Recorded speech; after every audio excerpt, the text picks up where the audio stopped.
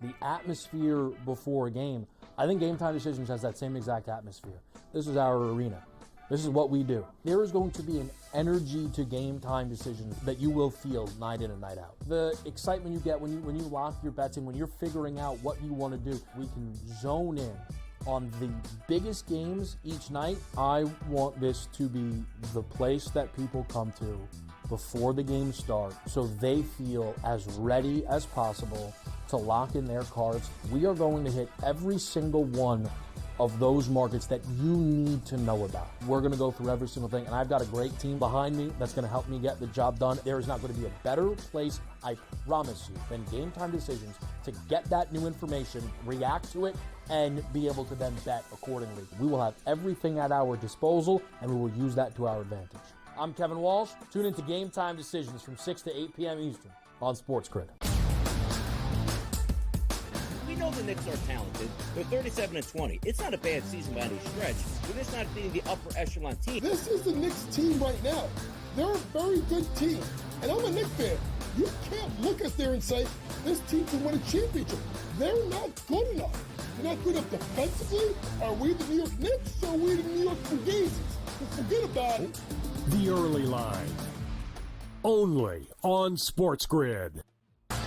Is that kind of helpful when it comes to preparing for a major? Is that you're just like 1 foot in front of you at this point?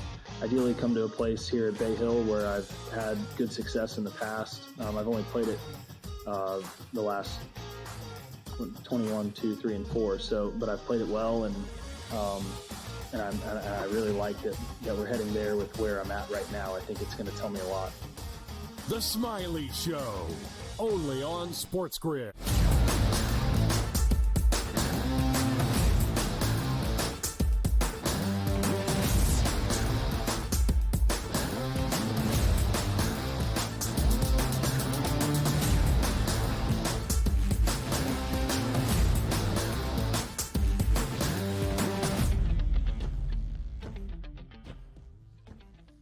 Welcome to hour number 3, live right here on this Thursday morning on the Early Line on SportsGrid. It is our third and final hour on TEL. He is Donnie. I am Ben. An epic Mark Zinno rant during the commercial break, by the way, and he was already very fiery on this Thursday morning. Donnie, he was telling us a story over the weekend, how he went to a Yankees spring training game, the first of his life, but maybe more importantly, the first as a father with his kids to have that special moment, the nostalgia of America's pastime. He said the Yanks are charging at least $150, $150 for a spring training ticket. You can understand the tizzy that Mark Zinno was in for all that he had to take in this weekend in Tampa.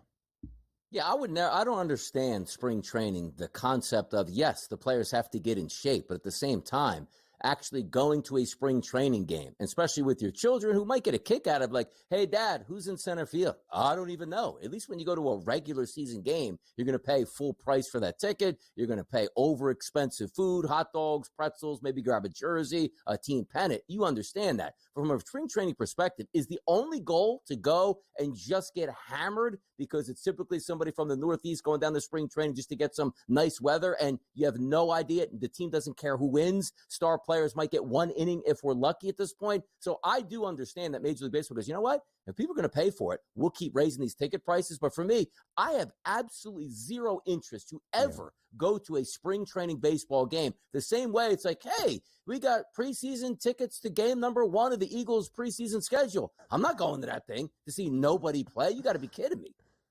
What's the update, by the way, on the delivery status of the second Lombardi Trophy?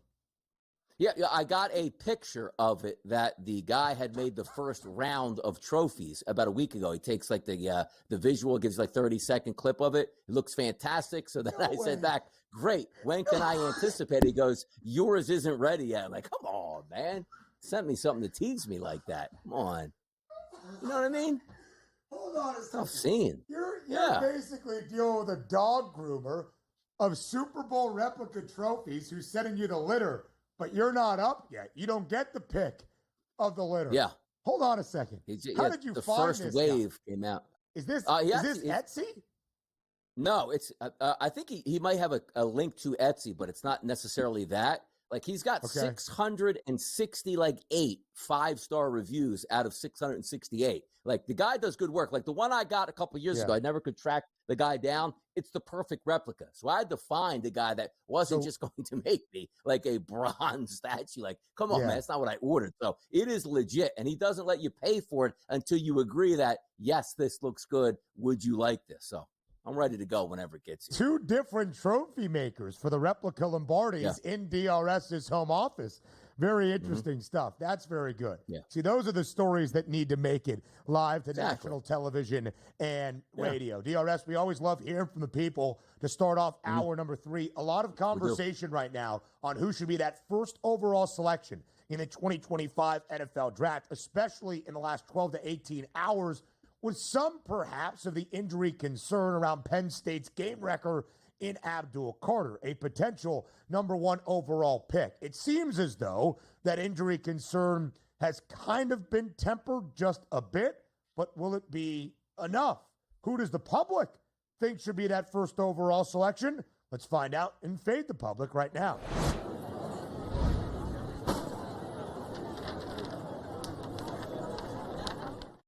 You would normally think, Donnie, public, quarterback, most important position in sports.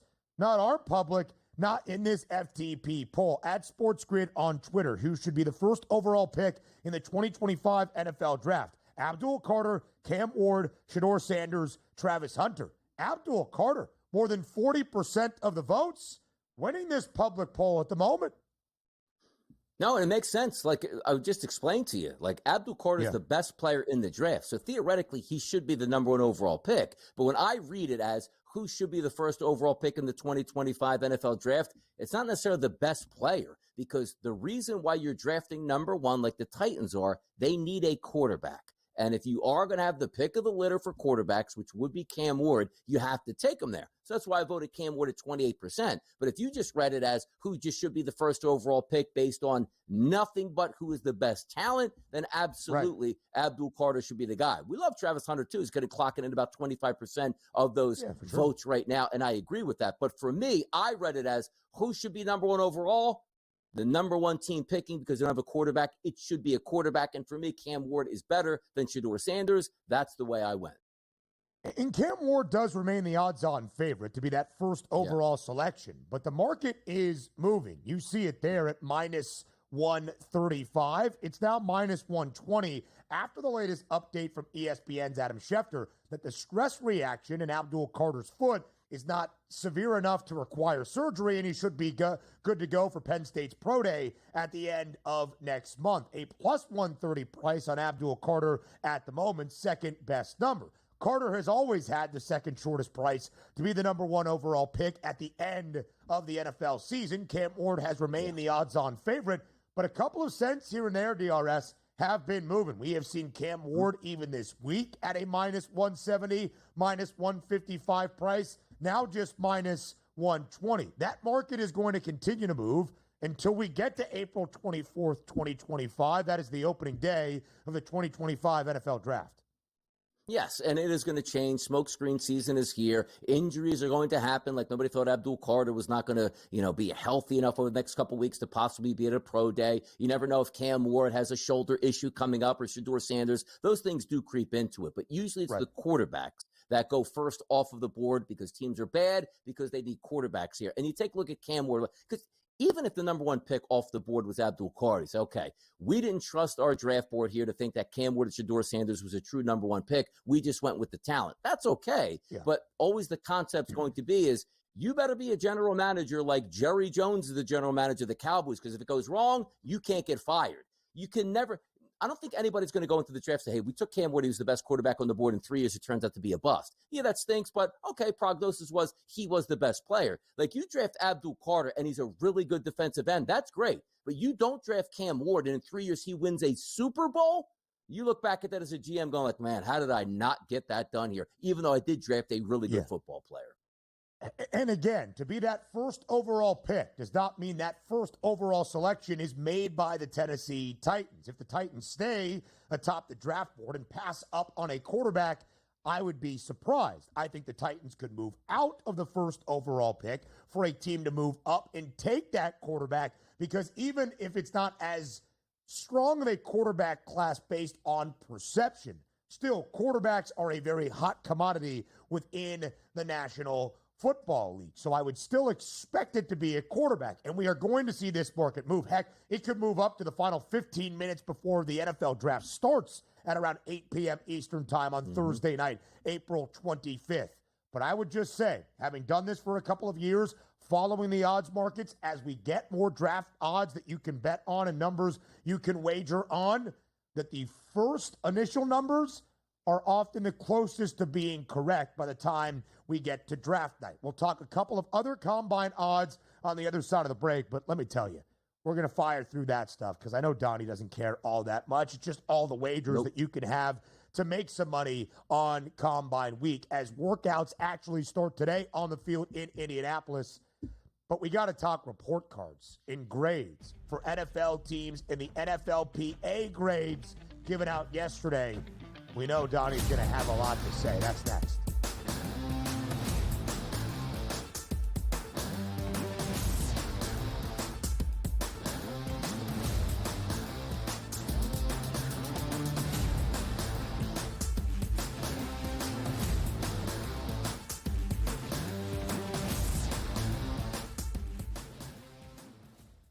So my team didn't win this weekend, but I still did with this app that's taking over the game. Sports Millions Pick'em lets you make quick and easy predictions. Pick your favorite players, go higher or lower, and you can still win big even if your team loses. Plus, the multiplier is insane. With just a few picks, you can win big money. So get on it. They've got a welcome bonus to help you start off your winning streak.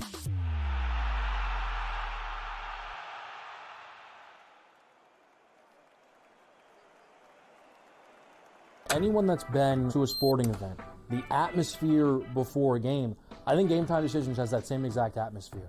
This is our arena.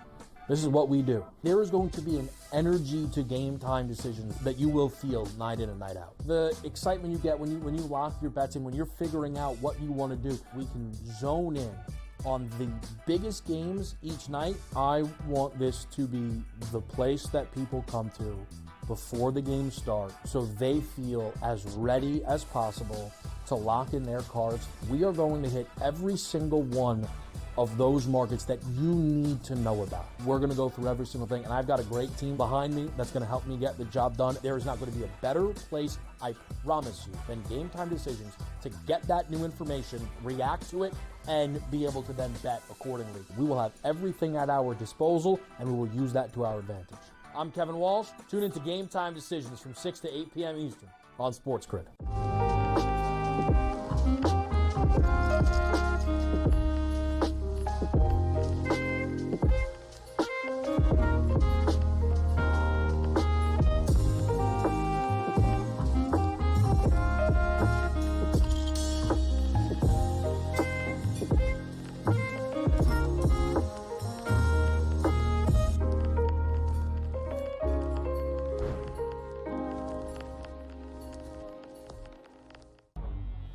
Two guys that can do it all. Too much electricity this morning. This is a good time. We're having a lot of fun. I had to do a triple take. Ka-ching!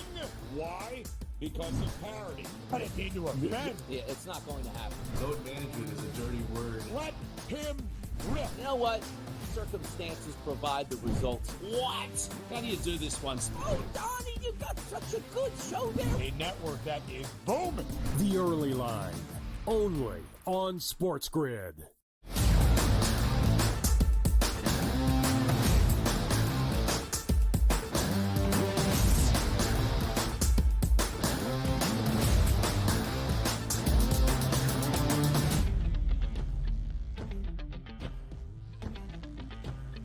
Courtesy of our Canadian friends at the FanDuel Sportsbook, now after the Four Nations, we can say that once again. You can see all the betting options available for how the workouts, which begin today on a Thursday at the NFL Combine, are going to play out. Will we set records this year? You can bet over under most bench press reps among the NFL Combine. Fastest 3-cone drill, 30-yard, 20-yard shuttle, all of that good stuff. throughout the NFL Combine. I know this does not interest DRS all that much. Basically, to bet a new record for every drill that you will see, every workout on the field, it's an 8-1 price. The most exciting always, DRS. Will a new 40-yard dash record be set? Xavier Worthy did exactly that a year ago, 4.21 seconds, breaking the previous mark that John Ross had set about a decade prior. And then Xavier Worthy became a first-round pick because of it. 4.21. Will somebody run a faster 40 this year? I don't know. I don't know even the participants. I would just like to say yes, but understanding how hard that is to do. And then you say, well, It doesn't happen for a long time, and it just happened last year. 4.21 is not hey, I got up my stopwatch, this is what I do. That is electronically timed, which is hard to gauge because you'll probably get the feels we expect him to run a fast 40, but they're all usually hand clocked by managers, and who knows if they're actually accurate or not. I would love to see it, but 4.21 is absolutely moving at that point. So. Yeah. I'm going to say no. Plus 800 should let you know that it probably shouldn't happen. The guy expected to run the fastest 40-yard dash this year is Arian Smith, the wide receiver out of Georgia. He is a plus 150 favorite on the Canadian FanDuel Sportsbook to run that fastest 40-yard time. So we would expect that to be the case, but could it be a similar thing, right? Xavier Worthy's draft stock probably had him fringe first round entering the combine last year. Then you go out and make history that it is only going to benefit how you are perceived around the NFL, moving up draft boards. Maybe Arian Smith can do the same. Looked pretty good at the Senior Bowl as well in Mobile just about a month ago. But you can bet the bench press record. You can bet the broad jump record. You can bet the vertical leap record. There are so many different markets that you can bet for the NFL Combine. DRS, let's get on to more important things around the National Football League, perhaps, or at least things I know you want to dive into. Yesterday, for a third consecutive season, the NFLPA, on behalf of the Players Association, released their report cards, their grades given out to every NFL organization through a variety of factors: head coach, strength staff, conditions in the facility, team travel, family care, ownership, all that goes into the overall grades. And for a second consecutive year, the number one team, the Miami Dolphins, followed by the Minnesota Vikings for a second straight season. Yeah, how about that? And I guess taking care of their players. You live in Miami, it's nice. You probably got a nice plane at this point. You got really good facilities, both from a practice facility and also from a home facility. I get that, but is it the owner? What is actually they just playing for the coach at that point? But a lot of things go into it. So the players are absolutely happy, even though the product on the field hasn't been all that great, and equating to, hey, we win a Super Bowl every year. But apparently teams that win Super Bowls every year, they're not exactly the most loved franchises either from the players' perspective, according to some here. Yeah, that's very true, DRS, right? Who finished in last? That would be the Arizona Cardinals. Now, when you look at the overall grades of where everything is, treatment of families, food dining area, nutritionists on staff, locker room, training staff, weight room, strength coaches, so many different things add up into all of this. Team travel, head coach, ownership, strength coaches, all of that goes in to what these overall grades are. It is interesting, though, that even the most successful franchises, for instance, the Kansas City Chiefs, who, although they came up short against the Philadelphia Eagles in Super Bowl 59, ownership, the Hunt family, a legacy in the National Football League, still a C-. Training room, C-. You would expect for a Kansas City team to have A's or B's at bare minimum across the board. Not always the case. The Philadelphia Eagles even, they had an F for team travel, and that's the Birds, who just won a Lombardi Trophy. So it is interesting. There's no discernible proof, DRS, from best team grade to most successful team in terms of wins, playoff success, Super Bowl championships. Yes, and sometimes you look at it, too, because one of the easiest ones is travel, right? Now, there's a minimum standard that once you go on the road, you're staying at 4- and 5-star hotels, which they don't complain about that. They complain about the plane rides. And some people would just say, well, the NFL is worth so much money. Why don't team owners just have their own jets for the team, like a jumbo jet? Well, number one, that is massively expensive. And number two, what are you flying? Maybe 10 times a year? It's not like the NBA. It's like, hey, these guys got to get out of here on 41 road trips a year. We're going to get them a much smaller plane, deck it out with great Wi-Fi, huge seats, and extremely comfortable and great meal products here. You're talking about an NFL team with, let's just say, 55 players and maybe 30 or 40 staff to go along with it. That, yes, it should be nice to buy a plane, but maybe they don't do that at that instance. But the Eagles one, it's funny where the complaints were, man, the coaches get first class. We got to sit back here. That's got to change. Yeah. Like, I love the fact, like, it's so petty. Yeah. It comes down to that. But when you are 6'5", 330 pounds, you would like a nice, comfortable seat on a 4 or 5 hour flight. I could see that. It is funny, right, to see the grades. It leads to great content. It leads to these kind of conversations. For instance, Woody Johnson was the only owner around the National Football League to receive a failing grade. He got an F. There were a couple of Ds, even a D- for Art Rooney II in Pittsburgh, but the only one with a big fat F, that would be Woody Johnson, the owner of the New York Jets. Yeah, it's crazy. And maybe that F partly went to his son who's running the franchise as well, so he can take some blame in that. But that's hard to do. Like, as an owner who's worth more money than God to get an F, it's got to be so embarrassing. Like, what am I doing wrong? Like, your paychecks aren't bouncing here, and you still hate me because it's the overall structure of once you get inside that building, the way you're treated. Because for me, and Spen's probably the same way, like, we don't show up at work and be like, man, I hate this job. Like, we talk sports for a living. Like, we're pretty lucky. Yeah. That's half the battle. The Jets out here in the streets, when do they show up to work? Like, the key card is jammed. Like, good. I don't even have to go to work today. I hate this place.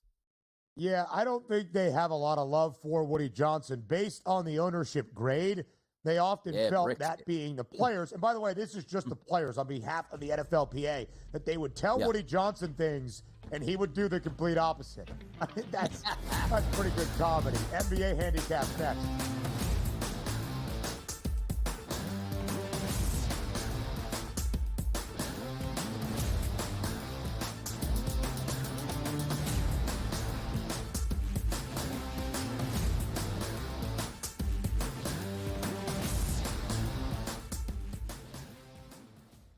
The Eagles got it done. If you back them, you're celebrating. Football season may be over, but the action never stops. Are you ready for some baseball? At SportsGrid, we're always in the game. We bring you 24/7 betting insights, expert picks, and real-time analysis. Next big play is already in motion. Are you ready? It's smarter to be on SportsGrid. Anyone that's been to a sporting event, the atmosphere before a game, I think Game Time Decisions has that same exact atmosphere. This is our arena. This is what we do. There is going to be an energy to Game Time Decisions that you will feel night in and night out. The excitement you get when you lock your bets in, when you're figuring out what you want to do, we can zone in on the biggest games each night. I want this to be the place that people come to before the games start so they feel as ready as possible to lock in their cards. We are going to hit every single one of those markets that you need to know about. We're going to go through every single thing, and I've got a great team behind me that's going to help me get the job done. There is not going to be a better place, I promise you, than Game Time Decisions to get that new information, react to it, and be able to then bet accordingly. We will have everything at our disposal, and we will use that to our advantage.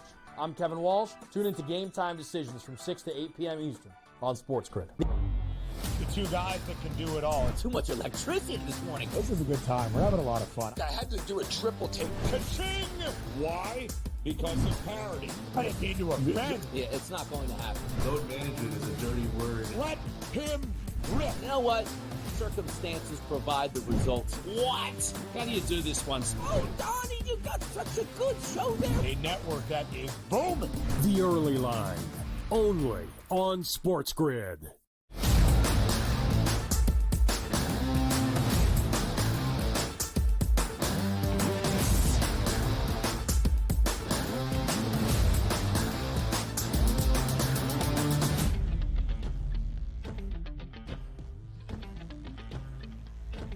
I just saw what the title of this graphic is going to be as we start our NBA preview for this Thursday night. Come on now, man. I highlight a lot of the great work our producer extraordinaire Joe Frizo does. But finals preview, for Nuggets Bucks in Milwaukee. Maybe Denver, not Milwaukee. You can freezing cold take that if this looks bad in just a couple of months. But the Nuggets, 3.5-point road favorite tonight, DRS, inside the Pfizer Forum. How do you see this game playing out? The only better headline would have been like if, let's just say, it was the Bucks and the 76ers, and it said like, finals preview. Like they can't even make the Eastern finals. Conference but it's final. still, exactly. Yeah, exactly. Like that would have been even better. But understanding this, you see that line, -2.5 at the opening number here in New Jersey, now sitting live at 3.5. Some of the outlets have already moved to 4, so some of the money coming in there. If we look at the anticipated starting lineups, Murray, Brown, Porter Jr., Gordon, and Jokic, and then Lillard, Prince, Kuzma, Antetokounmpo, and Lopez. So it doesn't look like we're having anybody sitting out that's driving that north. But how about the total itself? You see the 239.5 on the graphic. We're now sitting at 240.5 live at the FanDuel Sportsbook, something interesting to me. But I usually lean towards the home teams in these environments. But just looking at the starting lineup being full, I'm going to buy in. I'll go public side road team Nuggets to cover the 3.5 points live right now at the FanDuel Sportsbook. Yeah, I would look at that as well. The Bucks have actually been an underdog a decent amount as of late. First, it was because Giannis was out of the lineup. Now he is back in, of course, following the All-Star break. And the Bucks have not been a great underdog team. 8-9 against the spread. 6 of those 8 covers, an outright win. The Nuggets are playing great basketball. They have won 10 of their last 11 games. They have covered in 7 of those last 8 victories. If the Nuggets are to win this game on the road tonight, it's only a 3.5-point spread. I kind of favor Denver getting the job done. They have also played to the under in 4 of their last 7, but a couple of overs in there as well. I think this game probably trends 2 points as we are seeing in terms of the total on the rise, and I'll back the Nuggets. The Bucks right now, Donnie, not quite the Suns or the 76ers, of course, having a much better year than either of those two teams. Milwaukee is the 5 seed. Right now in the Eastern Conference standings, both the Suns and the 76ers are on the outside even of a play-in tournament spot looking in at the moment. But Milwaukee is still kind of that team. Can Giannis and Dame combine forces when it matters most to win the most significant games of a season? I think this is a big chance to prove that tonight, to even have the idea of a finals preview question mark, not just be straight laughable. No, you're right. And you still have, it's key that you talk about like pedigree situations. You look at that lineup here, it's got 2 bona fide superstars in it as the 1-2 punch that you hope can deliver another championship to Milwaukee. So those are some of, it's the same way sometimes I say to myself, I can't quit Phoenix. Like, wait a second, I don't understand. You have the big 3 in the lineup. Sooner than later, they're going to be able to catch fire and take some teams down, yet they don't do it. But you do get the benefit of the doubt because you look at Phoenix, they've never won the championship. You do have a core that has won a championship here. And Bobby Portis is sitting out for the next couple of weeks here, at least right up to playoff time with the suspension. Maybe they get him back. But it's one of those teams that you still look at and say, hey, hold on now. Giannis and Dame are still on that team. They should be pretty good. Yeah, they should be. And we'll see if that pays off tonight. Of course, Nikola Jokic coming off a career-best 19 dimes, still trying to stay in that running for the NBA MVP award. Denver has won 10 of their last 11. The only loss in the span, a classic Luka Doncic game at Mile High over the weekend. The Lakers won that game outright on the road at altitude against Denver as an underdog. The Lakers in action tonight at home, taking on the Minnesota Timberwolves. The game after Luka Doncic played against his former team for the T-Wolves. The game after that dramatic fourth quarter comeback against the Oklahoma City Thunder earlier this week as well. Now a 6-point spread in favor of LA. Total stands at 228 currently for that over-under on the FanDuel Sportsbook. Yeah, that line's ripping, and I agree with that line movement. If you take a look at the Minnesota Timberwolves, forget about the Lakers starting lineup, just them. Conley, Edwards, Clark, McDaniels, and Reed. Rudy Gobert not in that lineup is massive because that's a defensive center, and the Lakers technically don't really have a center. You remove him from the equation, which means you should have a more up-tempo game. Look at the previous 2 games against the Thunder that the Timberwolves played without Rudy Gobert. 130 to 123, and on a back-to-back, 131 to 128. I agree with that line movement, which, again, it opened up at 223. It's 5 points here. I still think there's value. I think this game gets 230+, and you're still able to hit that without Gobert in the lineup. The Lakers have gone under in 4 in a row, but the T-Wolves have gone over in 3 straight. They have been a dog in 4 consecutive games as well. They have covered in 3 of those last 4. We'll continue to talk the NBA with Tom Vecchio and many other things with a crop perspective on this Thursday next.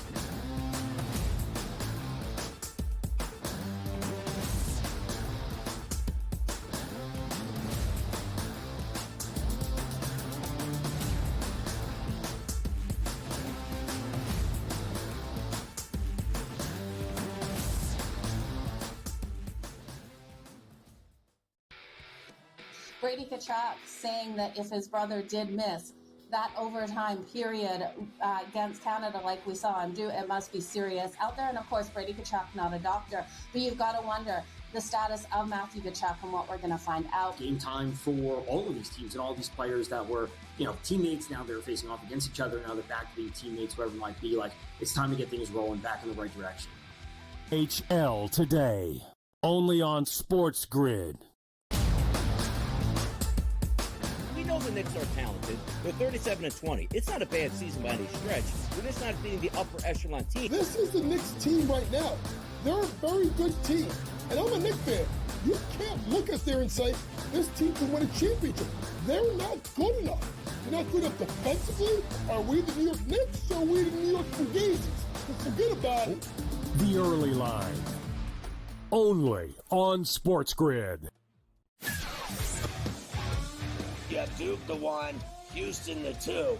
They're the two best defensive teams in the country. I want to see them play for the right to go to the Final Four because I think that would be a kick-ass game. Duke is really great on both ends of the floor. They can score and they can defend, and that's why they win by big numbers all the time, because they're really good on both ends of the floor. I don't trust Houston's offense. Pharrell coast to coast, only on SportsGrid. The Eagles got it done.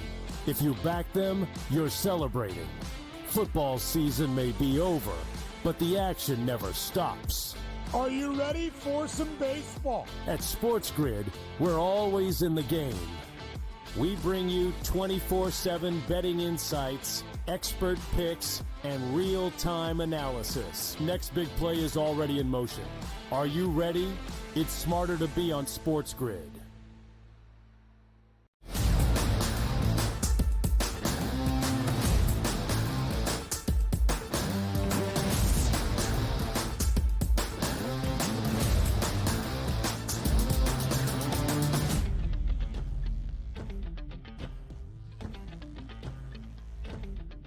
A 5-game slate around the association. Action on the ice heating up down the regular season home stretch in the NHL. And a Major League Baseball season fresh on the horizon as well. Of course, you need the jack of all trades. That would be TV Tom Vecchio of SportsGrid, live right here on this Thursday. Vecchio, as always, we appreciate the time. Thanks for being here. Thanks for having me. It's a loaded slate of games. We have crunch time coming up for both the NBA and the NHL. NHL trade deadline is next Friday. We have a ton to get to. Let's jump in.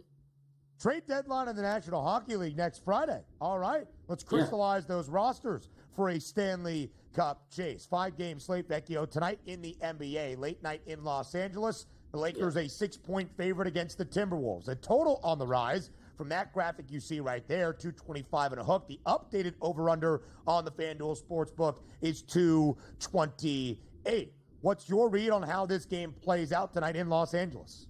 You guys were just talking about this before the break, and, the Lakers have been going under, the Timberwolves have been going over. There's no Rudy Gobert. I see this game when it comes to the total, I see it as a true coin flip. I want to take it to a player level just because we've seen some changes within the Timberwolves roster. You guys touched on that with Rudy Gobert not in there. Ultimately, when I'm looking at this, I think Naz Reid will continue to play a big role. He's been solid for them. I think the Lakers still need to work things out on offense. But when I'm looking at the Timberwolves, Mike Conley kind of sticks out to me, and I like him under 8.5 points tonight. We're seeing games where he's taking fewer than 10 field goal attempts, 4, 5, 6, 7, 8 attempts. So in order for him to go over this number, he would need to either be super efficient, 4 of 8, adding a 3-pointer, a couple of free throws, or he needs to be taking way more volume in terms of field goal attempts than he's been normally taking. So I don't mind seeing this game kind of trend towards the over as we've seen with that number move, but that scoring is going to be coming from Edwards, and it's going to be coming from Naz Reid, who I think has a good matchup down low because there's no true center for the Lakers, and coming from Luka, who should be in for a little bit of a larger expanded role. So I just don't see it coming from Mike Conley tonight. What do you see about the Los Angeles Lakers here, Tom, from your perspective? Luka's been there a couple games, had the triple-double the other night. The shooting from long distance hasn't been. But today we look at the FanDuel Sportsbook in New Jersey, opened that as a 4-point line. It's now sitting as a 6-point line, and other outlets showing 6.5. Are we trusting the Lakers that they are starting to get it together and should be a heavy favorite against the T-Wolves tonight?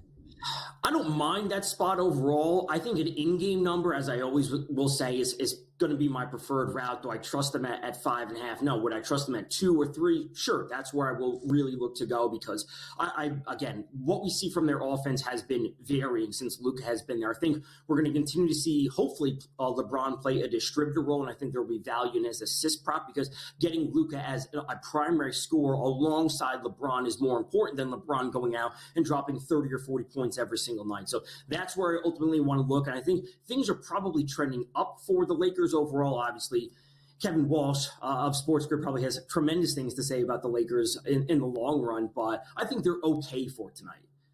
With Luka in the lineup, the Lakers are 3-2 since Doncic arrived in Los Angeles. But overall, Los Angeles has won 13 of their last 16 to occupy that 4 spot in the Western Conference standings. Although I do believe Houston's win last night, it did, gave them a slight half-game advantage as the Rockets knocked off the Spurs, won by double digits, and did cover. As soon as Luka Doncic was traded to L.A., that Western Conference championship price for the Lakers, 9-1. It is down by $1 since then at plus 800. Vecchio, let's start first with how you think of the title that we have for our graphic for our next game. The Denver Nuggets visiting the Milwaukee Bucks. A 3.5-point spread in favor of Denver. Total now at 240 and a hook. Is there any chance finals preview question mark is actually realized this year between Denver and Milwaukee? The short answer is no, and it's mainly from the Milwaukee side of things. They are, at best, the 4th best team in the East. I may you could flip-flop them and the Pacers, whatever you might say, but they're not better than the Cavs. They're not better than the Celtics. Could you make an argument that they're better than the Knicks on a given night? Sure, but ultimately, we're not taking them coming out of the East. The Denver Nuggets, at least there's some type of pedigree there. Not say there's not pedigree with the Bucks, but I just think there's far more issues with the Bucks overall this season. I do have a ticket on the Nuggets to win the West, just to be transparent there. But this game tonight, I would trend towards the under. Ultimately, the path for Milwaukee winning is not turning this into a shootout with Denver, especially with Bobby Portis in the lineup. I think they don't want to turn this into a track meet back and forth. I think they want to keep things, close to the vest, as it were. Denver's been looking great. I think they will be one of the final 2 teams in the West. I think that comes down largely to seeding. I think it will be between them and Oklahoma City Thunder. But I like the under in this game, and I also like the under on Kyle Kuzma, specifically for the Milwaukee Bucks. He's been a player that has been good since he's been acquired from Milwaukee, but ultimately, a lot of those points are dependent on 3-pointers. And if he has an off night from the field, and I'm expecting this game to trend a little bit towards the under, the volume of attempts won't be there for him overall or specifically for 3. And I think getting a Dame and a Antetokounmpo fully involved in the offense, that's where the primary options should be. We also see Denver slightly better when it comes to defensive efficiency on the road this season, and I'm just not trusting Kuzma to continuously knock down threes and send him flying over his prop tonight. 5 games on the card tonight in the NBA, much more on the ice tonight, Tom. So if you look at that large card tonight, is there a certain game, a certain direction that you want to go in? Yeah, so there are 3 teams I have my eye on tonight, and that would be the Washington Capitals, the Carolina Hurricanes, and the Vegas Golden Knights. And obviously, we're dealing with some heavy lines, specifically for Vegas, who I think they're up to minus 400 now at home. Carolina, I think they're minus 230, 250. We don't want to be going there. The Capitals are a great team. I still don't think the market is valuing them properly as a team that could realistically win the President's Trophy, be the number 1 seed in the East, and they're sitting at, 12-1, 15-1 to win the Stanley Cup. So I like them in a bounce-back spot tonight at home, and we want to go against the Blues, that is, specifically to the 3-way money line, which means they have to win in regulation. Obviously, there's a lot of hype surrounding Ovechkin, chasing the goal record, going up against, Gretzky's record overall, but the 3-way money line is where I specifically want to go, sitting at minus 110. They are just a better team compared to the Blues, and I think the Blues have been playing a little bit over their head as late. We know Binnington, for the Blues, their goalie, has been coming off this, great performance in the final game against Team USA. I still think he's an average goalie when it's all said and done, and I will take the Caps at home in a bounce-back spot. Give them with the win. If you wanted to go to some type of, Canes, Vegas, I don't want to say full-on parlay because we know what that implies, but those are the teams that I think will be coming away, those 3 teams specifically tonight. The Caps still have the most points in the Eastern Conference, 84 this year. Alexander Ovechkin, another goal earlier this week, minus 220 now to score his 895th in his career and break Gretzky's record throughout this regular season. Vecchio, you mentioned the Stanley Cup price for both the Capitals and the Winnipeg Jets, both at 11-1. Winnipeg has won 11 consecutive games, 87 points, best mark all around the NHL. When do you expect, if at all, those cup odds to start to update for the best teams record-wise in the NHL this year? We're going to be coming up to that with the trade deadline next week. The Avs have that pedigree. They've beaten the Jets time and time again, and there's a scenario where they could play each other in the playoffs. So depending on what moves are made by these teams, leading up to next week, that's where things will change. Also, as we start to see the probably home ice solidified for the Jets, that's where I think their price will begin to drop a little bit. But Vegas is always a team to keep an eye on. They're a team that have always, no pun intended, pushed the chips into the middle to make moves at the deadline, pick up players wherever it might be. And then the Oilers, they have some significant moves on defense and goaltending. So if they do not make moves at the deadline, I think we will see Vegas and the Jets start to creep up on them in terms of odds, because I just don't see the Oilers as a team making it past the second round. If they go up against the Kings in the first round, as they've done historically, and they just win the series 4-1 or 4-2, great, but they are not better compared to the other teams. And Edmonton right now is that Stanley Cup favorite, not just Connor McDavid, but Leon Draisaitl, who remains the Hart Trophy favorite, the MVP around the National Hockey League this season. However, Connor Hellebuck, of course, the American goaltender for the Winnipeg Jets, not all that far behind. TV, Tom Vecchio, as always on this Thursday. We appreciate the time. Thank you for the prop perspective. Hope all of your wagers cash on this Thursday. Thanks for having me. We will continue our NBA handicaps on the other side of the break. It's a 5-game slate. We've already previewed 2 games. Let's get to the others on this Thursday around the association. Up next on TEL.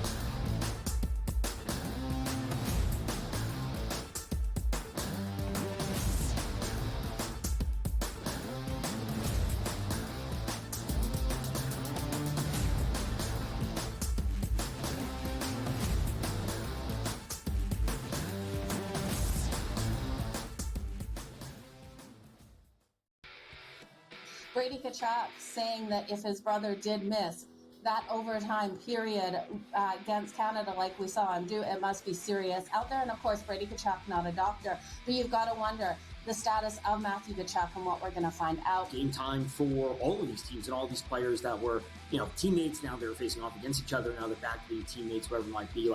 It's time to get things rolling back in the right direction. HL today, only on SportsGrid. We know the Knicks are talented. They're 37-20. It's not a bad season by any stretch.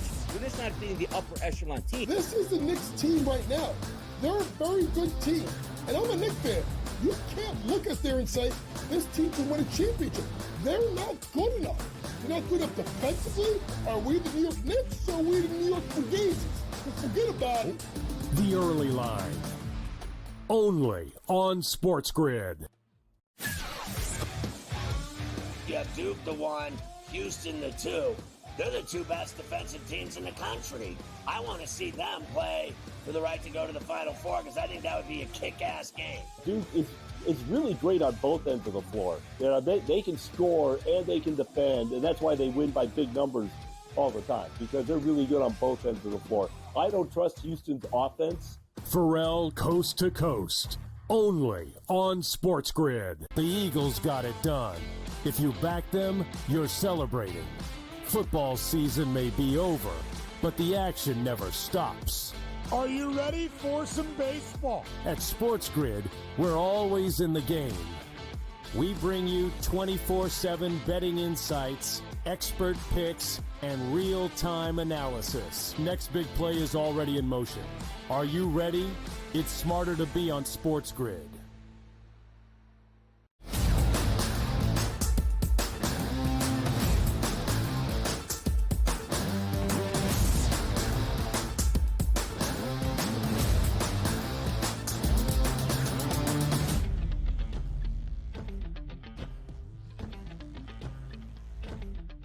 Live right here on the early line on SportsGrid, 5-game slate around the association. We have talked about a non-finals preview tonight in Milwaukee, the Bucks and the Nuggets. Denver, a 3.5-point road favorite. We have talked about late night in Los Angeles. Can the Timberwolves keep the momentum churning from that dramatic fourth quarter comeback earlier this week against OKC? Can the Lakers continue to play good basketball, winners of 13 of their last 16?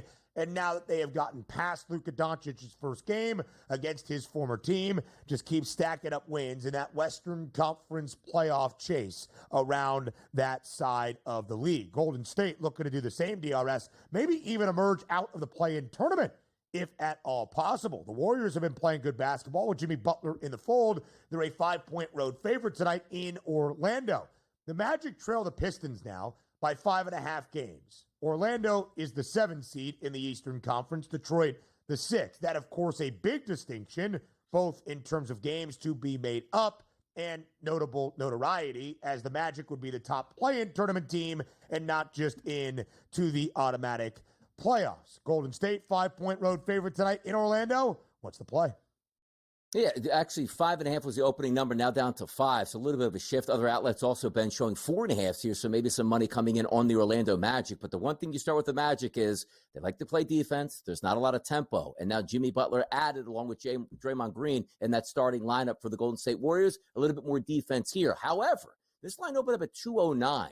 The FanDuel Sportsbook Live right now, it's 211. Other outlets showing 212.5, so I might wait on this. But I like the under in this game. I do think that one of these teams, and probably the Orlando Magic, might not be able to hit the century mark. So therefore, I'll take the under in this one. I look for a close game in Orlando, maybe not a lot of tempo, but the line is going against the direction I think it should be. So I'm going to take it at its maximum value. Give me the under tonight between the Magic and the Warriors. The Golden State Warriors have won 4 consecutive games. They have covered in all 4 wins. The Golden State Warriors have won 6 of the 7 with Jimmy Butler in the lineup. They have covered in all 6 victories. But DRS, as we have alluded to, no team has played more unders this year than the Magic. They have played 38 now in total this season. The Magic last year were a team that kind of snuck up on some people to be a playoff team. Booked as an underdog often, 47 total times. 25 and 22 against the spread. Not necessarily sneaking up on people this year, and not nearly as good when booked as a dog. 8-15 and 1 against the number this season when booked as an underdog. If the Phoenix Suns, Donnie, have any chance of even being a play-in tourney team, you have to capitalize on the opportunity that we see tonight. The Suns, an 8-point home favorite against the New Orleans Pelicans in the Valley. Total 236.5. The Pels are a 15-43 basketball team, despite winning 2 consecutive games. Just 4 teams around the NBA have won 15 games or fewer this year. The Pels and the Jazz in the Western Conference, the Hornets and the Wiz in the Eastern Conference. Again, you have still kind of held out some hope for Phoenix. Donnie, gotta win these, as the graphic says. I agree with this graphic title. Oh, you do got to win these. And by the way, this line opened up at 6.5. It's now up to 8. Some other outlets at 8.5. So the money also coming in on the Phoenix Suns, which I completely disagree with. Didn't we just get like comments from KD like, hey, man, I'm a professional. I'm just going to ride out this year, and somebody's going to want me next year. So he's already out of town at this point, hoping for a trade that takes place before the trade. Yeah, before the deadline, nope. After the deadline, nope. We'll see this summer. But for me, I look at a team in the Pels, winners of 3 of their past 4 games, which including, as you said, back-to-back games. Zion Williamson in shape, losing weight out there on the court, and you're telling me right now that people, I feel like it's the Sixers deja vu. Remember, Sixers favorite against the Chicago Bulls? They're like, yeah, the Bulls stink. What do you mean? The Bulls are on the road. They're not going to show up. And then proceeded to have a 50-point lead in the fourth quarter. Do I expect the Pelicans to have a 50-point lead against the Suns? No, I don't. But in no way, shape, or form am I laying 8 points with the Suns in this game. Only choice, Pels getting the points tonight in Phoenix. Very interesting, DRS. The Pelicans have won 2 straight, but booked as an ever-so-slight favorite in both games against San Antonio. But before that, they had lost a ton of games in a row and were booked as an underdog in 9 consecutive, just 3-6 against the spread with 1 outright win against the Sacramento Kings. Donnie is correct, though, at least in fading Phoenix to cover a hefty spread. Now 8 points on the FanDuel Sportsbook. The Suns, one of the worst cover teams in the NBA, it has a favorite 12-24-1 against the spread, the worst of any team booked as a favorite in more than 25 games this year around the NBA. Our fifth and final game to preview tonight in Dallas. The Mavericks hoping to bounce back from the road loss against the LA Lakers earlier this week, now back in the perhaps not so friendly confines of the American Airlines Arena, still because of a lot of hate from the fan base to the front office. The Mavs a 9.5-point favorite against the Charlotte Hornets. Total 225. What's the look? Yeah, you remember the game where the Charlotte Hornets came off the break? We're like, hey, man, you know what's cool? Let's knock off the Lakers and play a great basketball game. Have they completely given up on the season? They are getting hammered on a night-to-night basis. So you might just look at the spread and say, now, hold on. It opened up as double digits and still technically hanging around that level. The live number is minus 9.5. It's like, well, Dallas isn't that good right now, and Anthony Davis still isn't going to be back. What am I missing? Well, you're missing the Hornets in outer full tank mode right now. And for me, it seems simple. I talked to you about the Sixers last night, why I liked them. Was like, there's a game or two that you can say, we got embarrassed. We got to rise up in a big moment in the Garden and try to play better basketball, which the Sixers did and covered the double digits last night. But the Hornets are gone way past that. Like, they're getting hammered on a night-to-night basis and on the road. And it's not an environment like, hey, the Mavericks, Spotlight TV in one of the most famous arenas in the world. No, it's not. They get hammered tonight. I'll lay the double digits and take the Mavs. DRS, since that Lakers win, they lost to the Nuggets, but only by 14, covered as an 18-point road underdog. Then they lost to the Trailblazers by 53, the Kings by 42, and most recently a couple of nights ago against the Warriors by 36. A great stat from our stat man and producer extraordinaire who has won his way back into our favor despite a terrible finals preview graphic title. This is the worst point differential over a 3-game span in NBA history. Minus 131. DRS, enjoy the money line, my friend. We'll talk tomorrow on a Friday to round out the week on TEL. We'll round out the show up next.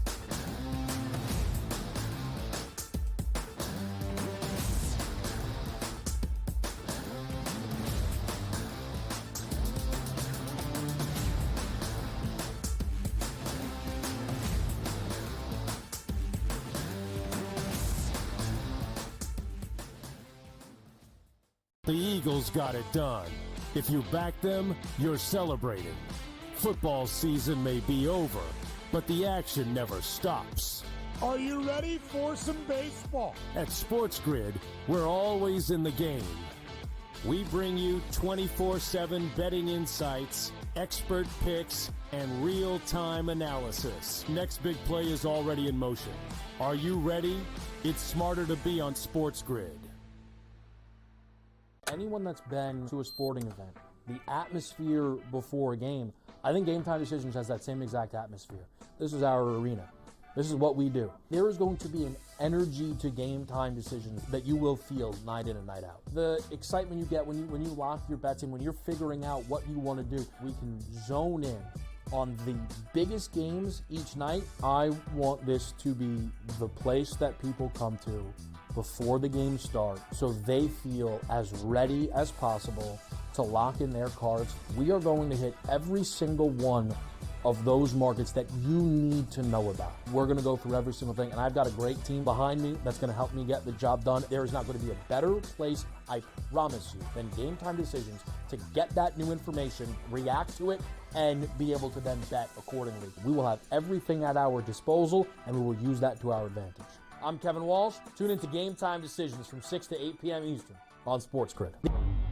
The two guys that can do it all. Too much electricity this morning. This is a good time. We're having a lot of fun. I had to do a triple take. Ka-ching! Why? Because of parity. I didn't mean to offend. Yeah, it's not going to happen. Load management is a dirty word. Let him rip. You know what? Circumstances provide the results. What? How do you do this one? Oh, Donnie, you got such a good show there. A network that is booming. The Early Line, only on SportsGrid.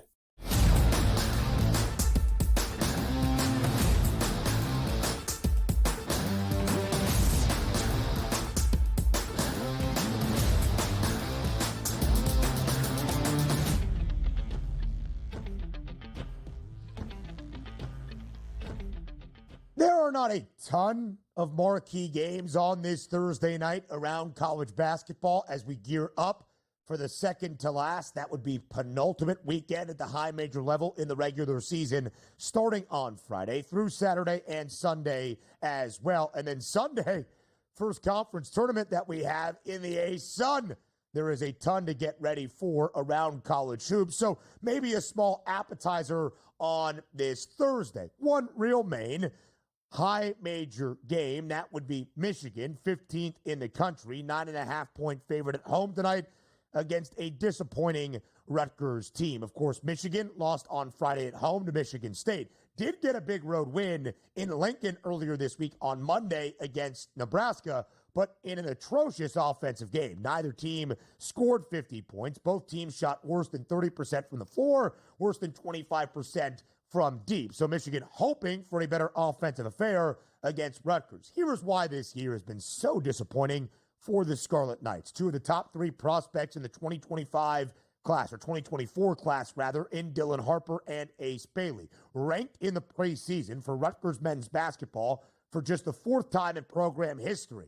And now they're no longer ranked, and they're not going to make the NCAA tournament unless they go on an absolute tear throughout the Big Ten tournament, probably winning said conference tourney. That's why this season has been disappointing, because when you have the expectation of maybe making program history and you fall well short of that, difficult season in Piscataway. Rutgers did pick up a win in a high-scoring game on Sunday against USC. I think we could see some points.